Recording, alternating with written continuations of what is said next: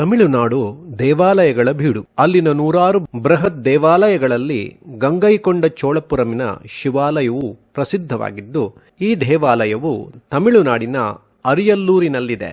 ಗಂಗೈಕೊಂಡ ಚೋಳಪುರವು ಸುಮಾರು 250 ವರ್ಷಗಳ ಕಾಲ ಚೋಳರ ರಾಜಧಾನಿಯಾಗಿತ್ತು. ಪಾಲ ರಾಜವಂಶವನ್ನು ಸೋಲಿಸಿ ವಿಜಯವನ್ನು ಸ್ಥಾಪಿಸಿದ ಸ್ಮರಣಾರ್ಥವಾಗಿ ಚೋಳರ ದೊರೆ ರಾಜರಾಜ ಚೋಳನ ಮಗನಾದ ಮೊದಲನೆಯ ರಾಜೇಂದ್ರನು ಈ ನಗರವನ್ನು ಸ್ಥಾಪಿಸಿದನು.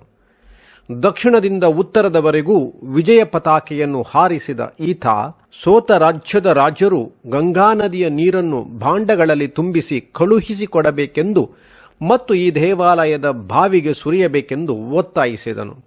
ಹೀಗೆ ಗಂಗೆಯನ್ನು ವಿಜಯದ ಸಂಕೇತವಾಗಿ ತೆಗೆದುಕೊಂಡದ್ದರಿಂದ ಈ ಸ್ಥಳವು ಗಂಗೈಕೊಂಡವೆಂದು ಪ್ರಸಿದ್ಧಿಯನ್ನು ಪಡೆಯಿತು. ಇಲ್ಲಿನ ಸುಂದರವಾದ ಶಿವ ದೇವಾಲಯವು ಕ್ರಿಸ್ತಶಕ 1035ರಲ್ಲಿ ಪೂರ್ಣಗೊಂಡಿತು.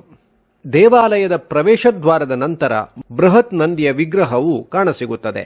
ದೇವಾಲಯದ ಮುಖ್ಯ ಗೋಪುರವು 55 ಮೀಟರ್ ಎತ್ತರವನ್ನು ಹೊಂದಿದೆ ಮತ್ತು ಇಲ್ಲಿನ ಶಿವಲಿಂಗವು 13 ಅಡಿ ಎತ್ತರವಾಗಿದೆ.